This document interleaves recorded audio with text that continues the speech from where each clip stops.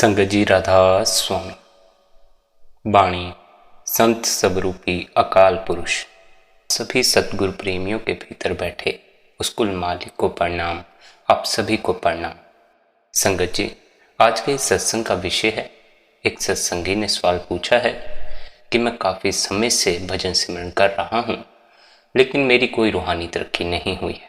मुझे अपने आप में, अपने भीतर कोई सुख, कोई शांति, कोई आनंद महसूस नहीं होता। उस परमात्मा की कोई झलक नहीं मिली। ना ही अब तक मुझे अपने भीतर कोई शब्द सुनाई पड़ा है, ना ही अपने भीतर उस बिन बत्ती और बिन तेल के जलती ज्योत का दर्शन हो सका। बड़ी ज़्यादा दुविधा में हूँ, समझ नहीं आता कि क्या करूँ। अपने अंतस की गहराई में उतरना चाहता हूँ, उस मालिक से मिलाप करना चाहता हूँ, लेकिन मार्ग पर चलने के बावजूद मुझे अपने भीतर उस परमात्मा का कोई अनुभव नहीं हो पाता। यह केवल एक ही जीव का सवाल नहीं है, एक ही जीव की परेशानी नहीं है। बहुत से सत्संगियों के साथ ऐसा ही होता है। काफ़ी समय से ध्यान कर रहे हैं, भजन बंदगी कर रहे हैं, लेकिन अपने भीतर कुछ भी अनुभव नहीं कर पाते। प्यास तो बड़ी है, उस कुल मालिक से मिलाप करने की तड़प है, अपनी आत्मा को जान लेने का जुनून है, लेकिन फिर भी कुछ बन नहीं पाता। 100 जगह हाथ पैर मारते हैं, 100 तरीके से चलने की कोशिश करते हैं। मंजिल उतनी ही दूर मालूम पड़ती है जितनी कि चलने के समय थी। खूब भजन सिमरन करते हैं, ध्यान में बैठते हैं, लेकिन अंतस ज्योत का कोई दर्शन नहीं हो पाता। अंतस में जो शब्द निरंतर गूंज रहा है, उसकी धुन सुनाई नहीं पड़ती। इसके पीछे क्या कारण है, वे क्या रुकावटें हैं जिनके कारण हम अपने भीतर नहीं उतर पा रहे हैं, आज के इस सत्संग में हम विस्तार पूर्वक समझेंगे। साथ ही नाम मार्ग के ऊपर आने वाले वक्त में एक विशेष सत्संग भी डाला जाएगा। नाम मार्ग किन जीवों का मार्ग है, इस मार्ग पर कौन उन्नति कर पाते हैं, सब इस मार्ग पर क्यों नहीं चल पाते, इसके बारे में विषय में आने वाले नाम मार्ग के स्पेशल सत्संग में बताया जाएगा। अब तक आपसे यही विनती है कि आप हर रोज सत्संग सुना करें।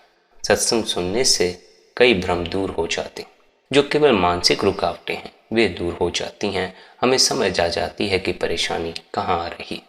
इसलिए आप सभी से विनती है कि आज के इस सत्संग को ध्यानपूर्वक अंत तक श्रवण करें। आज का यह सत्संग बड़ा ही खास सत्संग रहने वाला है। आइए आज के इस सत्संग की ओर बढ़ते हैं। सबसे पहले हमें यह समझ लेना चाहिए, जब तक हम ध्यान करना शुरू नहीं करते, अपने भीतर उतरना शुरू नहीं करते, किसी पूर्ण सद्गुरु की शरण में नहीं जाते, तब तक हमारे भीतर काम, क्रोध, लोभ, मोह और अहंकार होता है। हम खोजते हैं शांति, लेकिन शांति की खोज में हमारे हाथ क्रोध ही लगता है। हम खोजते हैं संतोष, लेकिन संतोष की खोज में हमारे हाथ लोभ ही लगता है। हम खोजते हैं नम्रता, लेकिन उसकी खोज में हम भीतर अहंकार से ही भर जाते हैं। हमारे हाथ अहंकार के सिवा कुछ नहीं लगता। जब अहंकार हमारे भीतर आकर बैठ जाता है, तब फिर हम भटकते ही चले जाते हैं। अहंकार हमें भटकाता ले जाता है, सही मार्ग की खबर हमें लग नहीं पाती। अहंकार के कारण ही हम भीतर क्रोध को अधिक बढ़ा लेते हैं। अहंकार के कारण ही हम भीतर लोभ को अधिक बढ़ा लेते हैं। काम, क्रोध, लोभ, मोह और अहंकार सदा से मनुष्य को नुकसान की तरफ ले जाते रहे। मनुष्य ने इन सब में पढ़कर केवल और केवल अपना घाटा ही करवाया। एक हद तक तो इन शक्तियों का उपयोग करना सही भी है, लेकिन जब हद पार हो जाए तब यही शक्तियां विनाशकारी साबित हो जाती। इनके विनाशकारी प्रभाव से बचने के लिए हमें निरंतर ध्यान करना चाहिए, निरंतर भजन सिमरन करना चाहिए। गुरु द्वारा दिया हुआ अभ्यास हमारे रूहानियत के मार्ग पर, हमारे भीतर के मार्ग पर आने वाली प्रत्येक तरह की रुकावट को दूर कर देता है। रुकावटें तो बहुत सारी हैं। कभी काम रोक लेता है, कभी क्रोध रोक लेता है, कभी अहंकार रोक लेता है, कभी लोभ रोक लेता है। इन सभी रुकावटों के कारण परम सुख, परम शांति की खबर नहीं लग पाती। ये सब रुकावटें हमें भीतर उतरने नहीं देती, हमें भीतर का स्वाद चखने नहीं देती। रूहानी मार्ग पर चलने वाले साधक को प्रत्येक तरह की रुकावट को दूर करने के लिए अपने गुरु द्वारा दिया हुआ अभ्यास सच्ची लगन और सच्ची श्रद्धा से करना चाहिए। गुरु पर विश्वास होना चाहिए, गुरु द्वारा दिए हुए अभ्यास पर विश्वास होना चाहिए। यदि विश्वास ना हो तो अभ्यास कोई फल नहीं लाता। यदि गुरु पर विश्वास ही नहीं है तब फिर अभ्यास में लगन पैदा ना हो सकेगी, तब फिर ध्यान में मन ना लग सकेगा। बिना लगन के किया हुआ ध्यान और मन से किया हुआ अभ्यास जीवन में कोई फल नहीं देके जाता। जिस अभ्यास में मन लग जाए, जिस धुन में मन लग जाए, जिस सिमरन में मन लग जाए, वही सिमरन फल दे सकता। मन का लगना भी जरूरी है। मन लगता है धन में, इसलिए धन को इकट्ठा करना कोई झंझट मालूम नहीं पड़ती। मन लगता है परिवार में, इसलिए परिवार के ख्यालों में डूबे रहना ही जीवन बन जाता है। मन अगर धन में लगना बंद हो जाए तो फिर धन इकट्ठा करने का सवाल पैदा ही नहीं होता। लेकिन मन का धन में रस है, इसलिए धन की तरफ दौड़ता। मन को जहां रस आता है उसी ओर यह दौड़ता। जब मन को भीतर का रस आने लग जाएगा, जब मन सिमरन में लगना शुरू हो जाएगा, भीतर गूंजते शब्द में लगना शुरू हो जाएगा, तब कहीं जाकर आनंद की खबर लगेगी, तब कहीं जाकर सुख की खबर लगेगी। बाहर के सुखों को सुख मत समझ लेना, ये भी दुख का ही एक रूप है। सुख तो इस संसार में केवल एक ही है और वह सुख हमारी इस देह के भीतर मौजूद है। हम अपनी इस देह के भीतर खोजकर उस सुख को हासिल कर सकते हैं। भीतर मौजूद सुख में जो डुबकी मार लेता है उसका लोक भी सुधर जाता है और परलोक भी सुधर जाता है। परलोक तक पहुंचने की बात तो दूर है, हम तो इस लोक से ही ऊपर नहीं उठ पाए। काम, क्रोध, लोभ, मोह और अहंकार में पड़कर हम इस लोक में ही फंस चुके हैं, हम इस संसार में ही फंस चुके। हमें इस संसार से परे किसी और जगत की, उस अदृश्य जगत की कोई खबर नहीं, जिसकी खबर हमें अपने ही भीतर उतर कर लगती है। अपने ख्याल को भीतर मोड़कर तीसरे दिल पर बंद पड़े द्वार को खोल कर लगती है। हमारा ख्याल तीसरे दिल पर पक्का नहीं हो पाता, जिस कारण भीतर बंद पड़ा द्वार खुल नहीं पाता। हमारा ख्याल काम, क्रोध द्वारा बार बार तीसरे दिल से नीचे उतरता चला जाता है। काम, क्रोध के कारण हमारा ख्याल बार बार संसार से जुड़ जाता है और भीतर हमें अपने ख्याल को ठहराने में फिर बड़ी ही मुश्किल मालूम पड़ती है। हम भजन सिमरन द्वारा अपने ख्याल को बाहर जाने से, काम, क्रोध द्वारा तीसरे दिल से नीचे उतरने से रोक सकते हैं। भजन सिमरन का प्रभाव हमारी रहनी में साफ दिखाई देता है। भजन सिमरन करने से हमारे अंदर सद्गुण प्रकट होने लगते हैं। क्रोध शांति में बदल जाता है, लोभ संतोष में बदल जाता है, काम भावना भक्ति भाव में बदल जाती है, अहंकार नम्रता में बदल जाता है और मोह तथा स्वार्थ सब निस्वार्थ प्रेम और दयालुता में बदल जाते हैं। भजन सिमरन का हम पर ऐसा प्रभाव होता है कि हम जो भी काम करते हैं वह बड़ी एकाग्रता और कुशलता से करते हैं, जिससे फिर जीवन में हमें और भी अच्छे परिणाम मिलते हैं। हम अपनी प्राथमिकताएं तय कर लेते हैं और ऐसे आचरण अपना लेते हैं जिससे हमारा आंतरिक अस्तित्व और बाहरी हालात दोनों में संतुलन हो जाए। अगर हम अपने रोजमर्रा के काम करते हुए भजन सिमरन का माहौल बनाए रखें तो भजन सिमरन हमारे जीने का ढंग बन जाता है। हो सकता है कि शुरू में भजन सिमरन हमारे दैनिक जीवन का हिस्सा न नजर आए। यह ऐसा ही है जैसे कि दो व्यक्ति एक ही घर में रह रहे हों पर दोनों की आपस में बातचीत ना हो। लेकिन समय के साथ साथ दैनिक जीवन और भजन सिमरन में तालमेल होने लगता है और दोनों एक दूसरे के सहयोगी बन जाते हैं। हम दिन भर जो भी काम करते हैं भजन सिमरन के प्रभाव से उसे ध्यान पूर्वक, पूरी एकाग्रता से और उदार मन से करते हैं। भजन सिमरन के फलस्वरूप हमारे अंतर में समर्पण, स्नेहशीलता, संतोष और चेतनता के जो गुण विकसित होते हैं वे जीवन के हर पहलू को प्रभावित करते हैं। इस प्रकार हमारे जीवन में भजन सिमरन द्वारा प्राप्त हुई शांति तथा आनंद का प्रभाव साफ दिखाई देने लगता है। भजन सिमरन करने से पता चलता है कि अंतर और बाहर हर प्राणी और पदार्थ शब्द का ही रूप है, यानी उस परमात्मा का ही रूप है। और हम यह देख पाते हैं कि किस तरह हर चीज एक दूसरे के साथ जुड़ी हुई है। जब हम जीवन के हर पहलू को इस दृष्टि से देखते हैं तो हमारे स्वार्थ और परमार्थ के बीच खड़ी दीवारें गिर जाती हैं। वह अलगाव जो अपने अंतर में बहुत से लोगों को अनुभव होता था, धीरे धीरे मिट जाता है। अगर हम भजन सिमरन को अपने दैनिक जीवन से अलग समझते हैं तो इसका कारण है अलगाव की भावना, जिसका हम जीवन के कई पहलुओं में अनुभव करते हैं। हम कहते कुछ हैं और करते और कुछ हैं। हमारी करने में परमार्थ के लिए हमारी चाह दिखाई नहीं देती। जब हम एक जगह पर होते हैं तो हम चाहते हैं कि हम किसी दूसरी जगह जाएं। हम कर कुछ रहे होते हैं और सोच कुछ और ही रहे होते हैं, क्योंकि हम कभी भी वर्तमान में जीना नहीं चाहते। जहां हम होते हैं वास्तव में वहां होते ही नहीं। इसलिए इसमें आश्चर्य की कोई बात नहीं कि हमें भजन सिमरन करना इतना नीरस लगता है और भजन में हमारा मन टिकता नहीं। लेकिन यह सच है कि असल में भजन सिमरन ही द्वैत की विश्वव्यापी समस्या का एकमात्र इलाज है। यह द्वैत भाव है जिसने हमें न केवल परमपिता परमात्मा और सद्गुरु से अलग किया है, बल्कि हमें अपने असली स्वरूप से भी अलग कर दिया है। अगर हमारा ध्यान पूरी तरह वर्तमान में हो तो हमारी समस्याओं को पोषण नहीं मिलता और उनका महत्व कम हो जाता। फिर हमारा जीवन अपने आप सुख में हो जाता है। भजन सिमरन यहाँ और अब यानी वर्तमान में रहने का अभ्यास है। जब हम वर्तमान में रहते हैं तो हम पूरी तरह चेत होते हैं, क्योंकि तब हमारी चेतना हमारे अहम की सीमाओं से कहीं परे पहुंच जाती है। वर्तमान से मुंह मोड़कर अपने ही ख्यालों में खोए रहने से अहम बना रहता है, यानी अहंकार बना रहता है।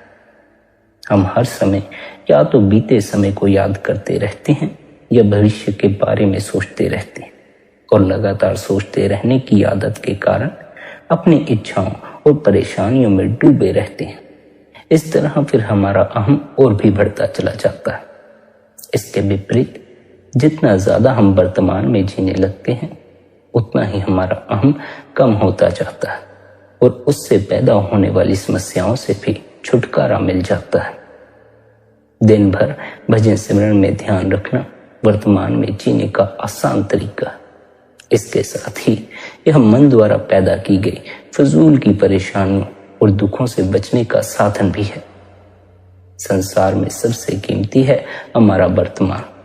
न कुछ भविष्य में होता है, न ही अतीत में होता। जो कुछ भी होता है आज और अभी होता है, यानी वर्तमान में होता है। वर्तमान के क्षण में अहम मिटने लगता है, इसलिए हम अपने आप को वर्तमान के क्षण में उतरने से रोक देते हैं। वर्तमान में हमें अहम के मिटने का भय पकड़ लेता है, जिस कारण हम अपने आप को सोच में ही उलझाए रखते हैं, भविष्य और अतीत में ही उलझाए रखते हैं, वर्तमान में प्रवेश नहीं करने देते। वास्तव में अस्तित्व केवल वर्तमान का है। वर्तमान को छोड़कर बीते हुए कल या आने वाले कल में हम कुछ नहीं कर सकते, ना ही करने की सोच सकते। जब बीते हुए कल को याद करते हैं तो आज इसी समय याद करते हैं। जब भविष्य के बारे में सोचते हैं तो भी आज और इसी समय सोचते हैं। जब भविष्य हम तक पहुंचता है तो वह वर्तमान बन चुका होता। भजन सिमरन से वर्तमान में अपने आप को स्थिर और एकाग्र करने में सहयोग मिलता है। दिन भर अपना ध्यान सिमरन में लगाए रखने से हम अहम को बढ़ाने वाली अतीत की यादों और भविष्य के भय से मुक्त हो जाते हैं। जब हमारा ध्यान वर्तमान में टिका रहता है तो मन हमें अपने जाल में नहीं फंसा सकता। सारा दिन भजन सिमरन में लगे रहने से हम अपनी चेतना को वर्तमान में स्थिर करने में सफल हो जाते हैं।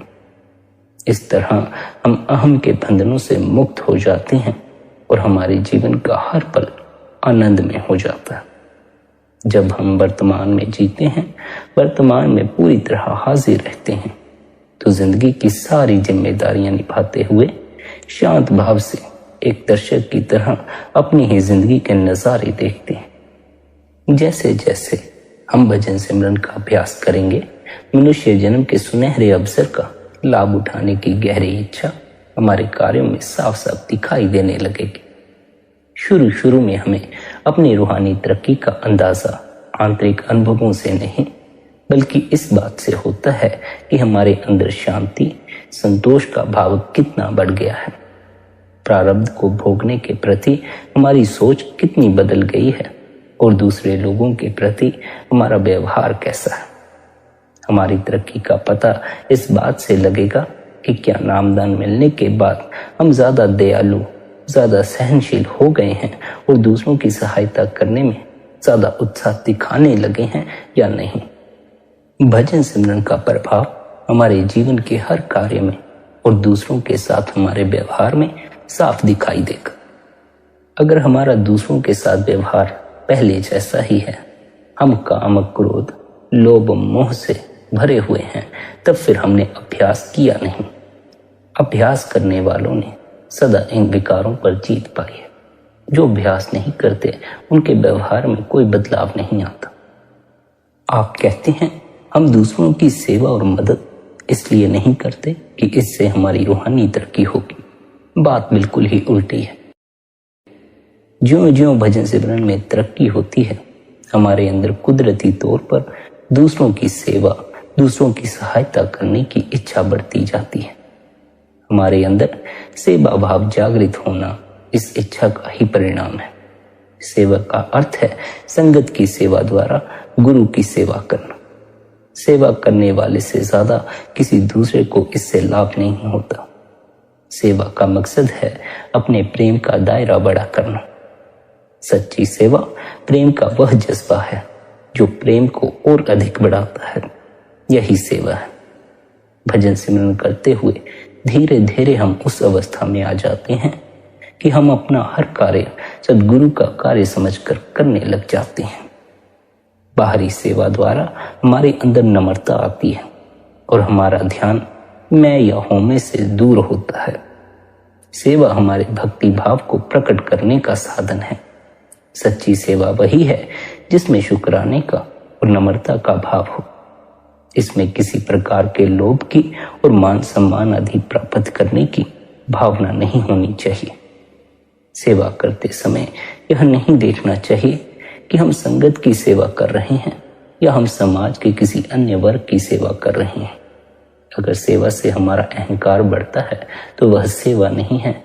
ऐसी सेवा को तो छोड़ ही देना चाहिए। सबसे ऊंची और महत्वपूर्ण सेवा भजन सिमरन है। बाहरी सेवा चाहे जितनी भी कर लो, वह कभी भी भजन सिमरन की जगह नहीं ले सकती। अगर बाहरी सेवा भजन सिमरन की कीमत पर की जाती है तो वह सेवा छोड़ देनी चाहिए। सेवा तो इसलिए की जाती है ताकि जीवन में परमार्थ के लिए माहौल बने, मन को रूहानियत से भरपूर माहौल में रहने की आदत पड़ जाए और हमारे लिए भजन सिमरन करना आसान हो जाए। ज्यों-ज्यों भजन सिमरन में तरक्की होती है और मन स्थिर होने लगता है, हमें अपने अंदर सच्चे आनंद, सच्ची शांति का अनुभव होने लगता है। उस अवस्था में बाहरी सुख भोगों में हमारी रुचि नहीं रहती और हम खुद ही अपने अंतर में उस शांति और आनंदमय अवस्था में रहना चाहते हैं। भजन सिमरन में सफलता मिलने से हमें यह अनुभव हो जाता है कि भजन सिमरन धन दौलत से कहीं अधिक कीमती है। इसका ऊंची ऊंची पदवियां, इंद्रियों के विषय भोगों, शराबों कबाबों की लज्जतों से और मन द्वारा भोगे गए किसी और स्वाद से कहीं अधिक ऊंचा स्थान है। कोई भी वस्तु शब्द से मिलने वाले परम आनंद का मुकाबला नहीं कर सकती। जो आनंद भजन सिमरन में है वह किसी अन्य वस्तु में नहीं है।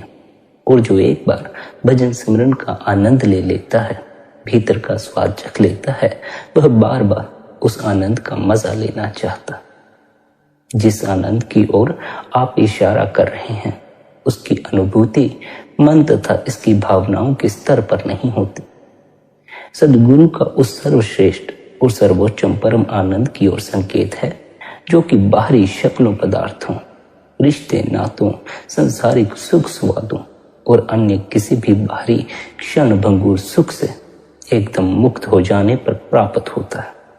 आप उस शाश्वत आनंद की ओर इशारा कर रहे हैं जो परम चेतन अवस्था में प्राप्त होता है, जहां शब्द की अखंड ध्वनि धुनकार दे रही है।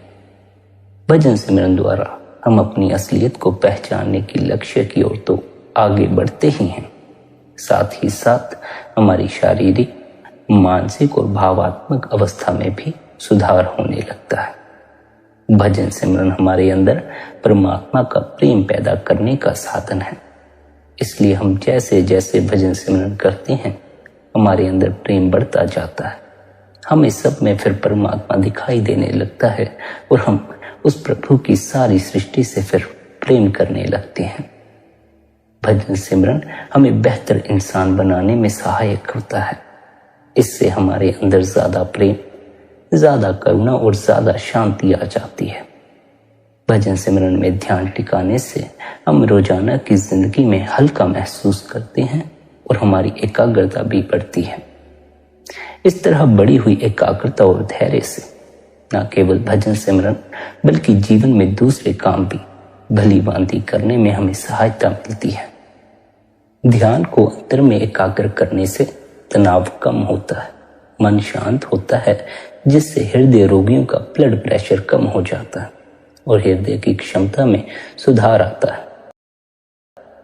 भजन सिमरन शारीरिक और मानसिक दृष्टि से कितना भी लाभदायक क्यों ना हो, पर इससे प्राप्त होने वाले रूहानी लाभ का तो अंदाजा भी नहीं लगाया जा सकता।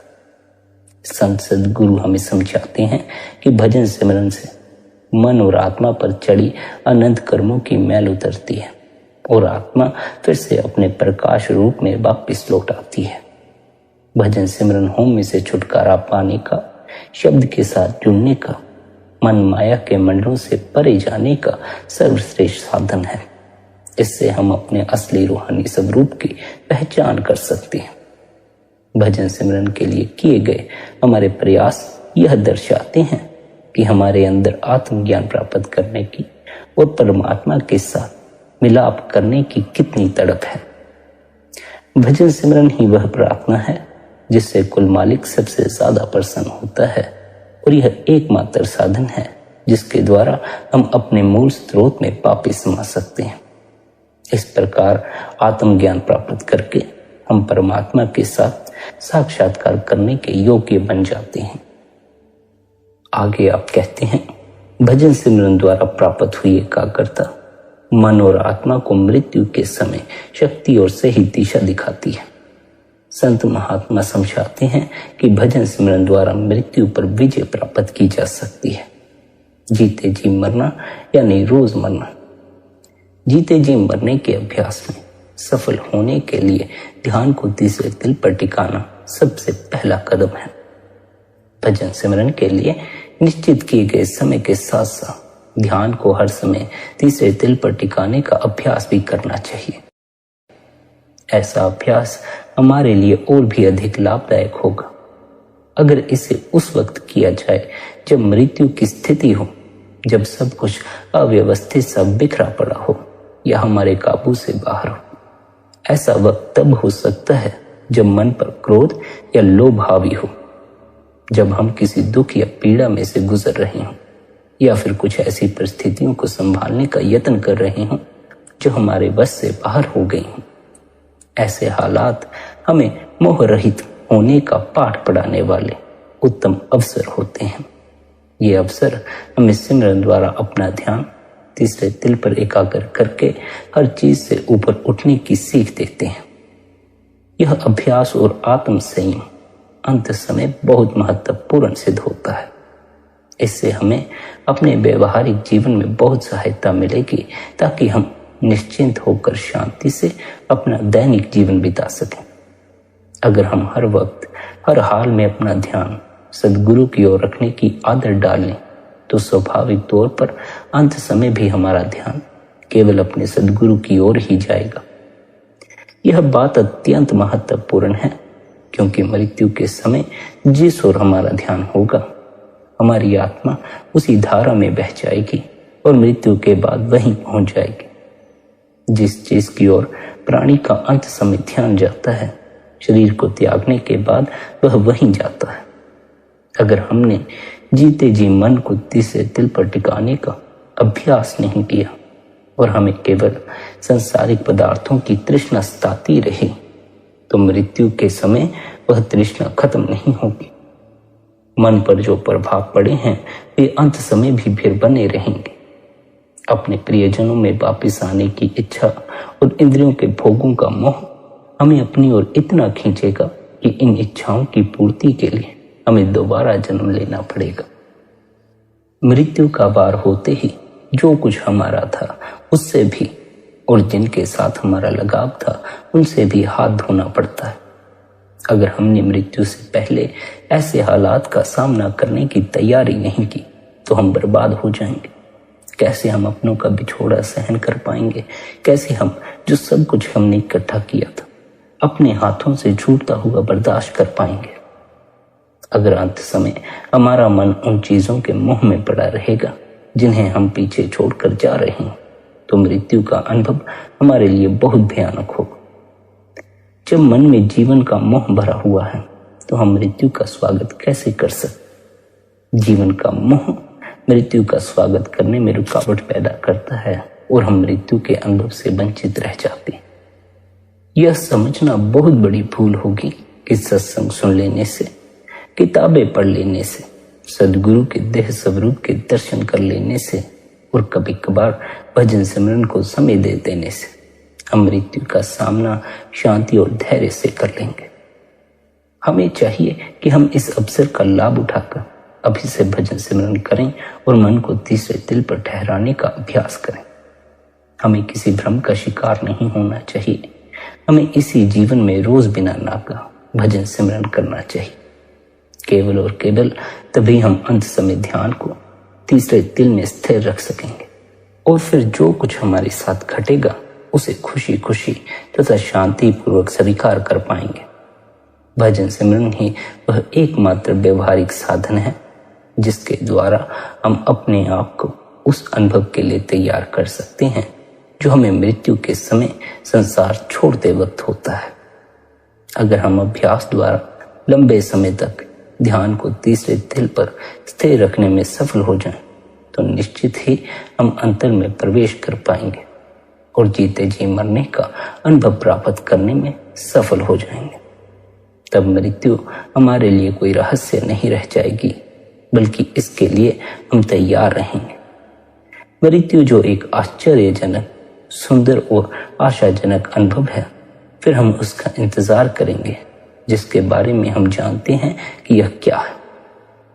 जो साधक भजन सिमरन द्वारा जीते जी मरने का अभ्यास कर लेते हैं उनके लिए मृत्यु इतनी भयानक नहीं रहती, क्योंकि वे मरने से पहले ही मृत्यु की पूरी प्रक्रिया में से गुजर चुके होते हैं। ऐसे शिष्यों का ध्यान सद्गुरु में होता है, उस मालिक में होता है।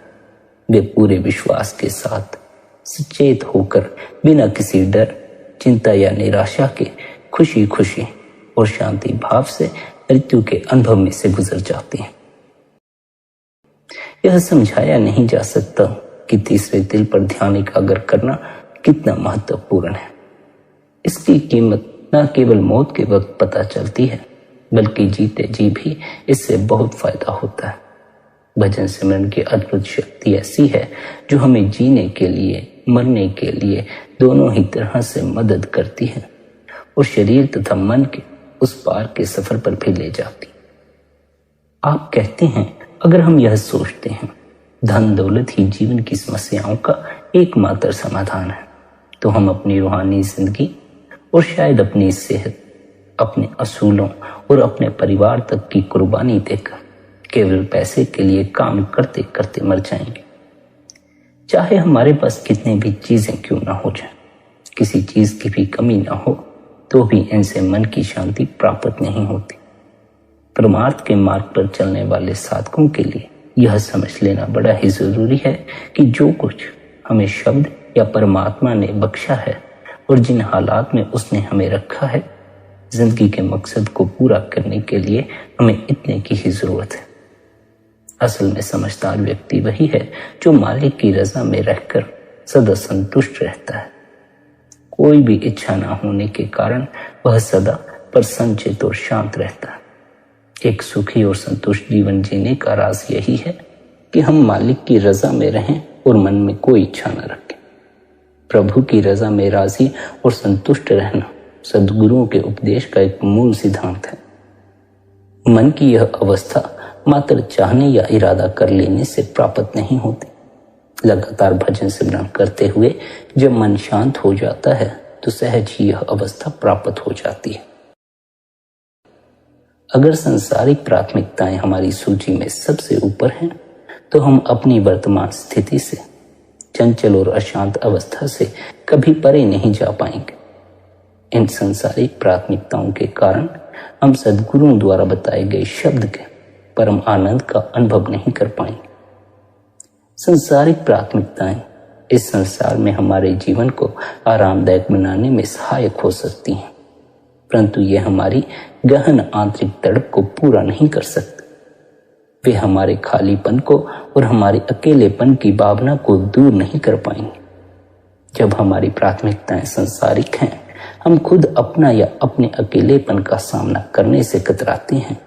हम यह सोच ही नहीं पाते कि वास्तव में यह अकेलेपन की भावना हमें प्रभु का दिया हुआ एक महान वरदान है। अकेलेपन का एहसास आत्मा की अपने सच्चे घर तक पहुंचने की पुकार है। यह हमारे असली स्वरूप यानी हमारी आत्मा की पुकार है कि इसे ऐसा स्थान, ऐसा वातावरण, ऐसा माहौल मिले जहां यह सुख की सांस ले सके।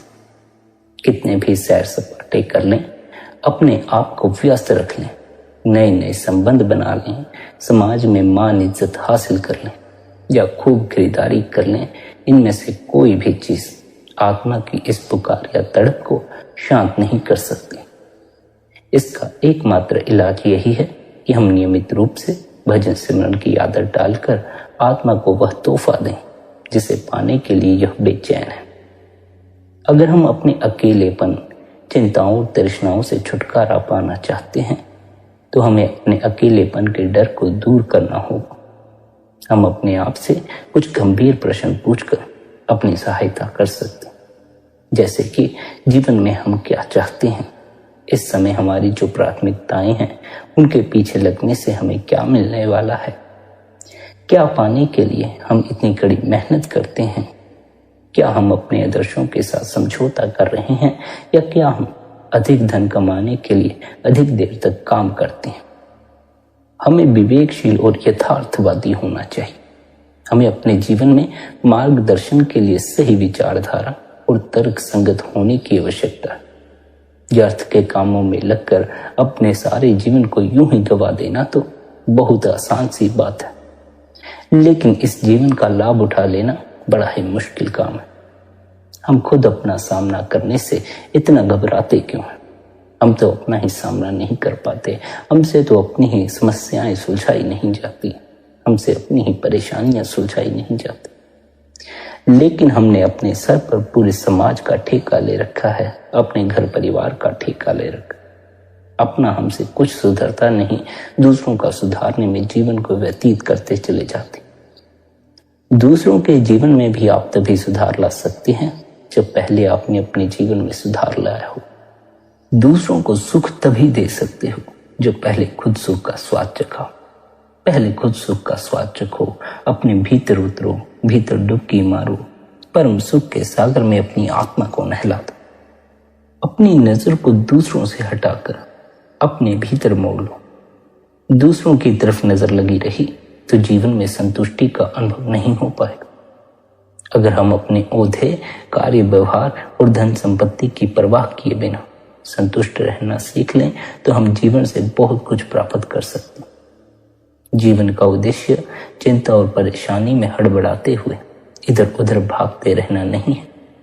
पशु तक हमसे कहीं अधिक तनाव मुक्त जीवन व्यतीत करते हैं।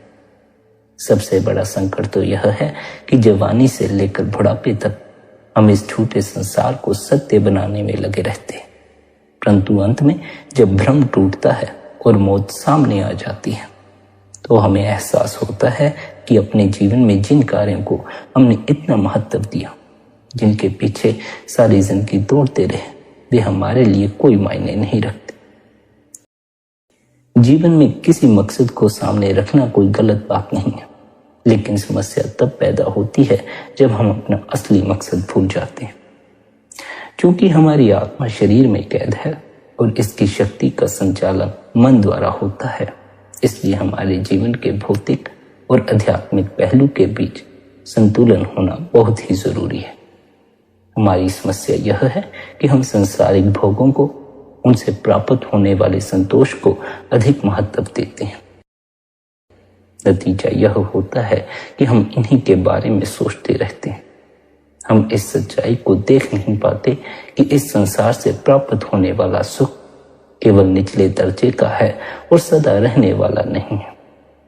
भौतिक वस्तुओं के पीछे हमारी भागदौड़ हमें कभी वह सब नहीं दे सकती जिसकी हमें आशा है, जिसकी हमने भीतर आशा कर रखी है।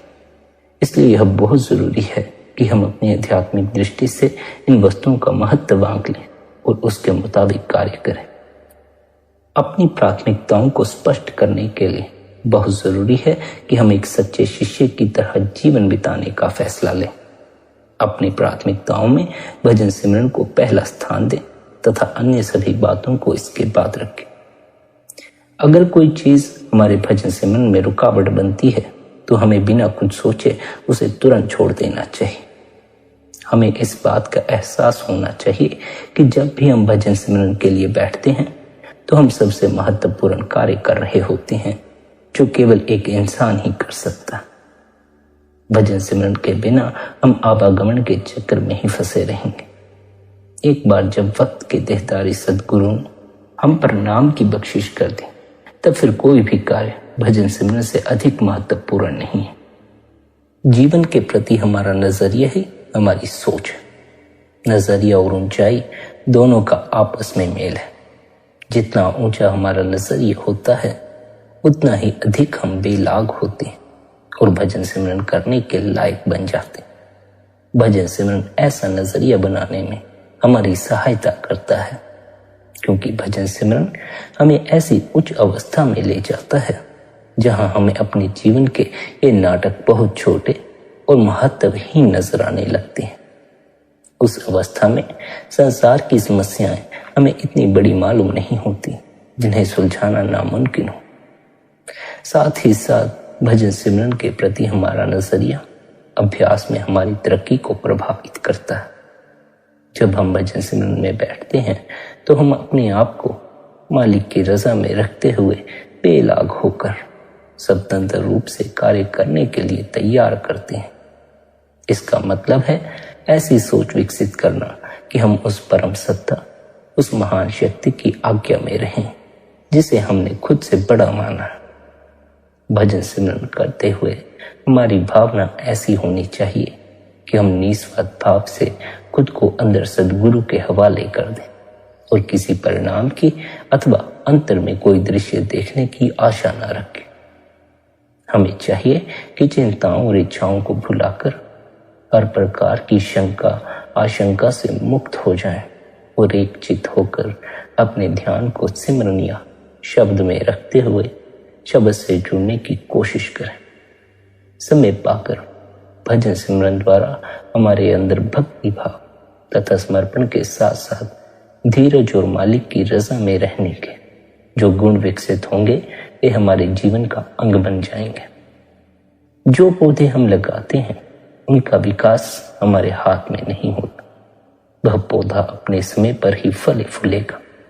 हमारा काम तो केवल गड्ढा खोदकर, खाद डालकर, बीज बोकर उसे मिट्टी से ढक देना है, फिर उसकी सिंचाई करते हुए उसे कीड़े मकोड़ों से बचाना है और हर रोज उसका ध्यान रखना है।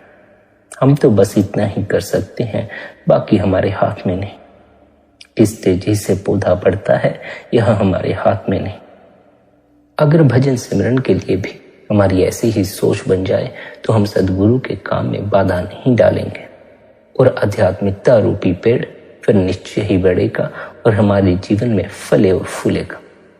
अगर पेड़ की जड़ें पूरी तरह गहरी और मजबूत होने से पहले ही हम इसके बढ़ने की गति तेज करने की कोशिश करेंगे तो काल की दुनिया के तूफान उसे उखाड़ कर फेंक सकते हैं और नष्ट कर सकते हैं।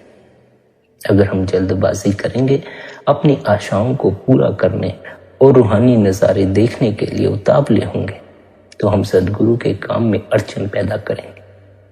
हमारा काम केवल ध्यान को तीसरे तिल पर टिकाकर सिमरन करना है और शब्द सुनने की कोशिश करना है। हमारी केवल यही और यही जिम्मेदारी है, बाकी हमें सद्गुरु पर छोड़ देना। हमें तो केवल सद्गुरु की हिदायतों का पालन करना है और बाकी सब सद्गुरु की मौज पर छोड़ देना। भजन सिमरन का फल हमें मिले या ना मिले, हमें सही ढंग से कोशिश जारी रखनी चाहिए। भजन सिमरन करते हुए हमारा काम है केवल अपनी कोशिश पर ध्यान रखना, नतीजे पर नहीं। मेहनत हमारे बस में है, नतीजा हमारे बस में नहीं है। जो नतीजे पर नजर रख लेते हैं, जो फल पर अपनी आंख को टिका लेते हैं, उन्हें फल की उपलब्धि नहीं होती, क्योंकि भीतर फल की इच्छा जन्म ले गई होती है। किसी भी तरह की भीतर इच्छा हो तो वह रूहानी यात्रा में रुकावट बन जाती है। फिर वह इच्छा चाहे संसारिक पदार्थों की हो, धन की हो, शब्द से जुड़ने की हो, मालिक से जुड़ने की हो। असल में तो इच्छा ही रुकावट है। किस चीज की इच्छा है यह महत्वपूर्ण नहीं है। भजन सिमरन के समय कोई भी इच्छा रखकर भीतर ना बैठें, केवल और केवल गुरु की याद में, मालिक की याद में अपने आप को लगा दें। कुछ मांगना नहीं है, कुछ मिल जाए ऐसी चाह नहीं रखनी है। केवल उस मालिक का शुक्राना करने के लिए अपने जीवन का कुछ बहुमूल्य समय निकालना है, बंदगी में बैठना है, ध्यान में बैठना है। यदि आप सच्ची लगन, सच्ची हिम्मत और बिना कोई इच्छा रखे भजन सिमरन निरंतर किया करेंगे, निरंतर अभ्यास में बैठेंगे, तो एक क्षण आएगा जब आपको भीतर का रस लगना शुरू हो जाए। जिसे भीतर के रस की खबर लग गई, भीतर के रस का स्वाद लग गया, फिर उसका मन बाहर के स्वादों के पीछे भागना बंद कर देता है और भीतर की रस की खोज में हमारी सहायता करता है। जिनका मन भीतर ठहर जाता है, उन्हें परम सुख की खबर लगना शुरू हो जाती है, भीतर के आनंद की खबर लगना शुरू हो जाती है। जिनका मन बाहर भटकता है, जो बाहर सुखों की खोज करते हैं, उनके हाथ सिवाय दुख के कुछ और नहीं लगता। जीवन परम आनंद से भरा हुआ है, इसे दुख या चिंता में गुजारने की कोई जरूरत नहीं। अपने भीतर उतरना शुरू करिए, निरंतर ध्यान में बैठिए, अपने गुरु द्वारा दिया अभ्यास करना शुरू करिए। धीरे धीरे आप इन परेशानियों, इन दुखों से ऊपर उठते चले जाएंगे। एक क्षण आएगा जब आपको बाहरी किसी भी दुख का कोई भी प्रभाव महसूस नहीं होगा। एक क्षण आएगा जब आपको बाहरी सभी समस्याएं छोटी पड़ने लग जाएंगी। भीतर का सुख आपको अपनी ओर खींचने लग जाएगा। भीतर का शब्द आपकी सुर्त को अपनी ओर खींचने लग जाएगा और एक दिन खींच कर ले जाता हुआ उस मालिक में समा देगा। निरंतर भजन सिमरन करने से हमें अपने भीतर गूंजते शब्द की खबर लग जाती है और हमारी सुर्त उस शब्द से जुड़कर मालिक में समा जाती है। इसलिए प्यारी साध संगत जी, निरंतर भजन सिमरन करें, निरंतर ध्यान करें, अपने भीतर ही परमानंद की खोज करें और उस परमानंद में समाने के लिए निरंतर अपने गुरु द्वारा दिए हुए अभ्यास की पालना करें। इतने प्रेम और प्यार से आपने सत्संग को सुना, उसके लिए आप सभी का धन्यवाद। राधा स्वामी जी।